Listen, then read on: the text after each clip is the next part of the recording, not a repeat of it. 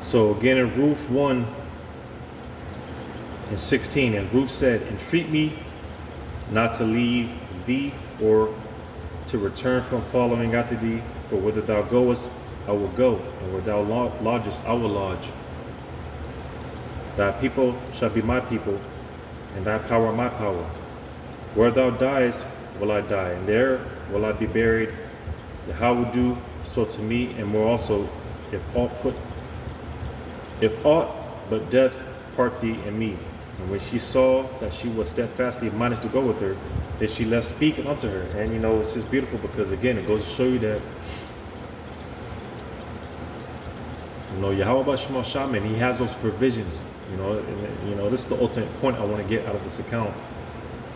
Yahweh Bashmal Shah, he has those provisions, right? It says, verse 19, so they two went until they came to Bethlehem, and it came to pass when they were come to Bethlehem that all the city was moved about them, and they said, is this Naomi?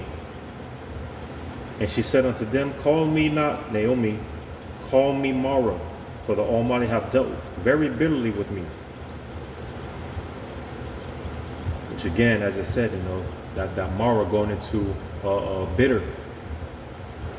When you read the account of Naomi, right? And again, we all get that feeling, man. We all get those thoughts. The Lord's just not dealing with me. We all get those thoughts, the hell with this, and all the thoughts that come with being in the flesh, right? But again, that's why I did the previous video, man. The Spirit, it drives us, it keeps us going, right? It says, I went out full, and Yahweh hath brought me home again empty. Why then call ye me Naomi, seeing Yahweh hath testified against me, and the Almighty hath afflicted me? So Naomi returned, and Ruth the Moabitess, her daughter-in-law, with her, which returned out of the country of Moab, and they came to Bethlehem in the beginning of barley harvest. So you see, man, as I said in verse 21, the Lord brought me home again empty. And when they call, so yeah, you see, and as the saying goes, we came over here in slave ships, we're leaving in spaceships, right? The latter end is going to be far glorious than our beginning, than where we started. And that's why, through the Spirit, and really Yahweh Shema Shah seeing us through this until the end, there's going to be a glorious ending. We're leaving in fashion. But it's beautiful dealing with this account of Naomi, because going to this,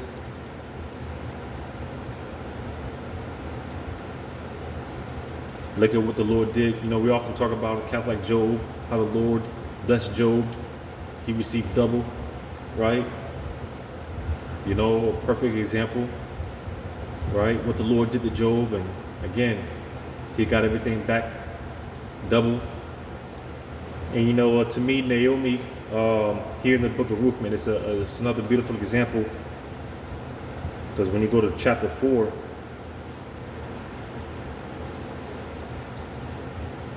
Ruth, chapter 4,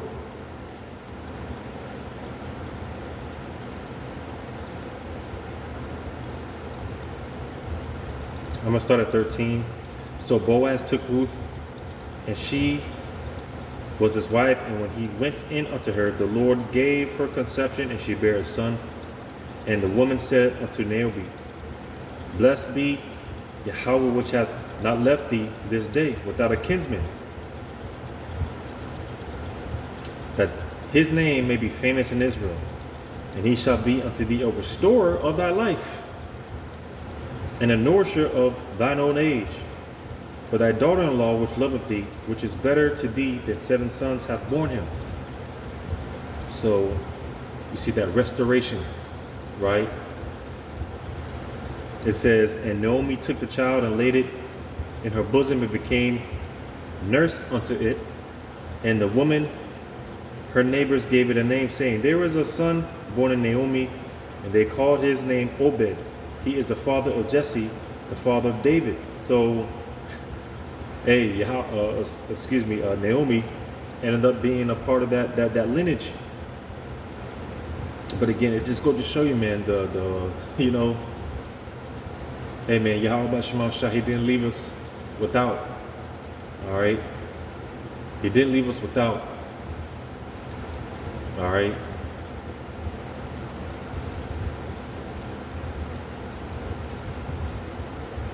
Beautiful account, man.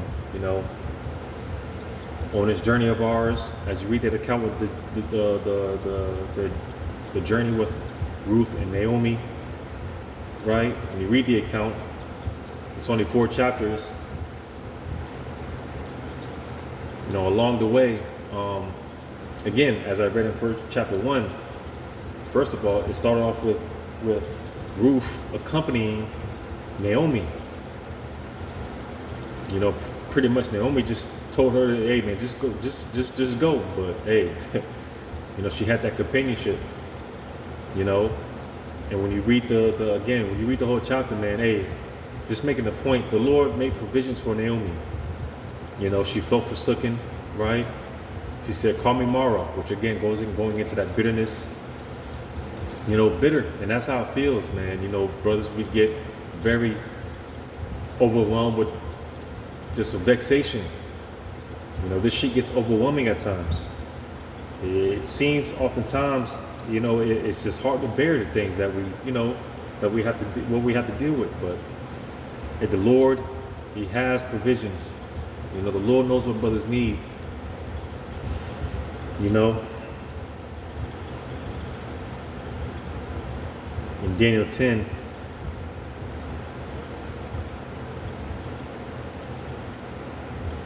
Daniel 10:10, and behold, and the hand touched me, which set me upon my knees and upon the palms of my hands. And he said unto me, O Daniel, a man greatly beloved. So you see, man, and this is how the Lord feels about his elect. Like King David prayed, keep me to the apple of your eye. Because again, like I said, it feels contrary oftentimes. But hey, it's beautiful because, in those moments, you don't feel like praying. Oftentimes it feels like, what's the point of praying? It feels like the Lord is not listening. Whatever the case may be, again, we all get those thoughts. But the beautiful thing about the elect, man, hey, they're still going to pray. They're still going to pray. And that's what the Lord is looking at. You best believe, man, the Lord, the angels, they're right there. Because that's what the Lord wants to see. And that's why, again, we're being tried. This is how we're being tried. This is how we're being proven to be faithful. Pursuant to Sirach 6, we're being proven. Because even in those moments, man, however you're feeling, despite how you're feeling, hey, you're still going to pray. The elect are still going to pray. They're still going to, hold fast. And all things of that sort. These are the characteristics of the elect. So again in Daniel 10:11, and he said unto me, O Daniel, a man greatly beloved, understand the words that I speak unto thee, and stand upright. For unto thee am I now sent, and when thou hadst spoken this word unto me, I stood trembling. Then said he unto me, fear not, Daniel, from the first day that thou didst set thine heart to understand, and to chasten thyself before thy power, because Daniel, he was fasting when you read up. Because again, this is why we have to trust the program of Yahweh Shema Shai. This is why we're told not to get weary. We can't get faint. I'm speaking to myself. We can't get faint. You got to keep on keeping on. You got to keep praying. Because you best believe Yahweh Shema Shai, he's working. As I read before, hey, the way that the things come together, you can't help but to just call Allah Yahweh Shema Shai. You can't help but to just call Allah Yahweh Shema Shai. A small, quick testimony, because this job site that I'm at, according to the reports, because this job site that I'm at is it's chill. It's very chill. And the guys that I work with, they've told me about this site in the past, man, how pretty much it was the opposite. You know, this site, man, you know, it was pretty rough. You know, but before I came along, man, you know, through the Spirit, the Lord had it to where whoever, you know, pretty much got this place cleaned up, right? And just to make a long story short, the Wadi Yahweh Shema Shai, I don't have to deal with that bullshit.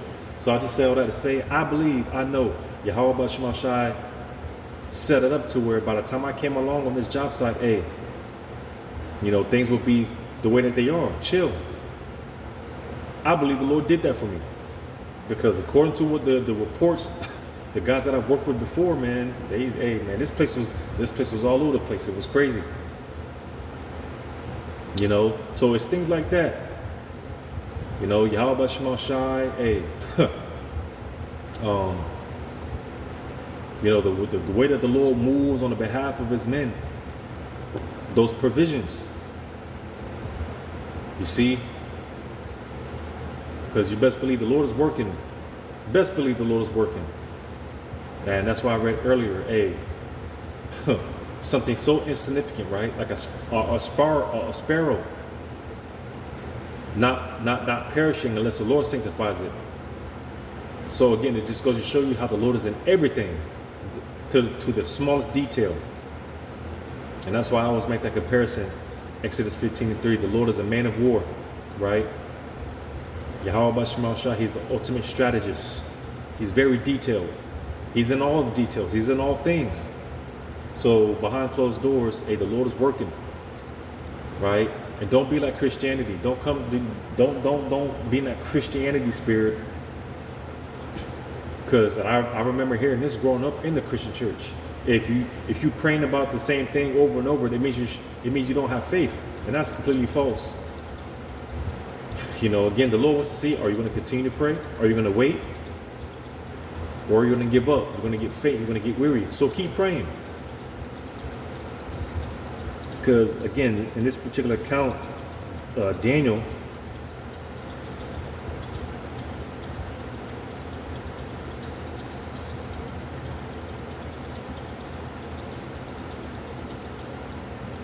Daniel 10:3, I ate no pleasant bread.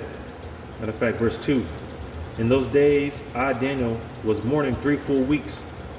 I ate no pleasant bread, neither came flesh nor wine in my mouth, neither did I anoint myself at all, till 3 whole weeks were fulfilled. And it goes to show you praying with fasting. All right, that's a very powerful tool. You know, fasting incorporated with prayer is very powerful, man. You know, just fasting alone, man, you know, it works numbers. Another quick testimony. Brothers know my testimony with my camp. I was with a particular group for 10 years. And, you know, the Spirit moved on me to where, hey, they don't got it. All right. So long story short, when I was in my fishing stages, watching, you know, different camps, eventually the Lord led me to GMS, right? And while, you know, I was in that process of learning, taking notes, watching videos, right? Hey, I've talked about this before, man, you know, through the process of time, all right, you know, work my way up to 3-day fast. And I'm talking about dry fast, not intermittent fast, but dry fast. And that's why I always make that's why I always make the point dealing with the famine, pursuing the limitation, how a famine, that's going to be a horrible way to go.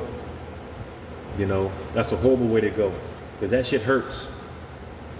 And I always talk about this, man.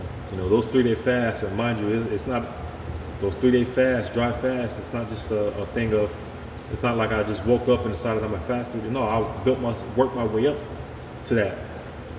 You know,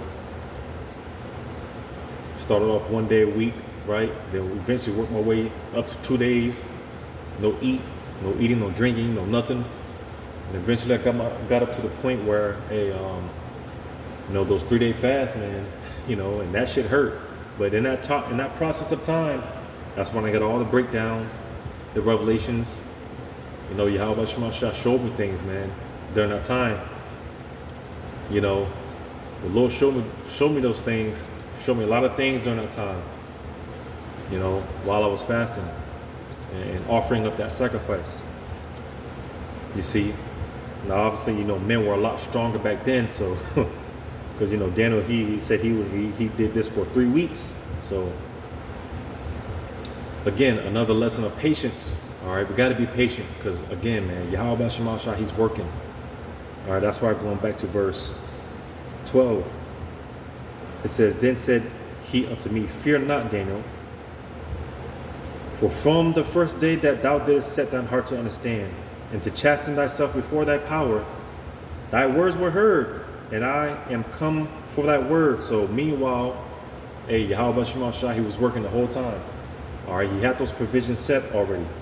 The Lord behind the scenes working, right? You have examples like this here in Genesis 22. And again, this goes to show you, this paints the picture for me to show you how detailed the Lord is. In Genesis 22 and 8, it says, and Abraham said, my son, the Most High will provide himself a lamb for a burnt offering. So they went both of them together. Because what was said in verse 7? And Isaac spake unto Abraham his father, and said, my father. And he said, here I am, my son. And he said, behold the fire and the wood, but where is the lamb for a burnt offering? So again, the Lord already had the provision set, because when you read verse 13, once Abraham proved himself to be faithful, because he was going to offer up his son Isaac. So when he found himself to be faithful, well, verse 13, it says, and Abraham lifted up his eyes and looked, and behold, behind them a ram caught in a thicket by his horns. And Abraham went and took the ram and offered him up for a burnt offering instead of his son. So again, it goes to show you again, this paints the picture for me how detailed the Lord is, because I think about this, all the events that led up to that ram get caught in that thicket.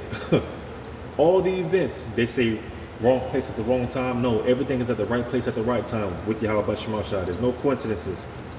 All right. And I can't wait to have that access to that knowledge, wisdom, knowledge, and understanding in the kingdom. All the events that led up to that ram being at the right place at the right time for that sacrifice. Most said that you can't make this up. I say you can't make the Lord up. You can't make the Lord up. So Yahweh Shemashah, he has those provisions set already. All right, he has everything laid out already. And again, it's an overwhelmingly comforting feeling.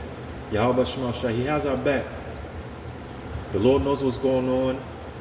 All right, he knows what's going on. So again, as far as trusting the process, trusting the Lord's program, the Lord knows what he's doing. And I'm talking to myself as well, man, because Jake, man, you gotta stay out your head, stay out of your own thoughts, because we have no control. We have no control. And again, there's no better feeling to know that the Most High Power, he's backing us. He's backing us. There's no greater feeling. So again, it takes a great deal of faith, man. We'll lay it all on the line for Yahweh Shemashah, as I read. That woman, she gave, that widow, that poor widow, she gave everything that she had.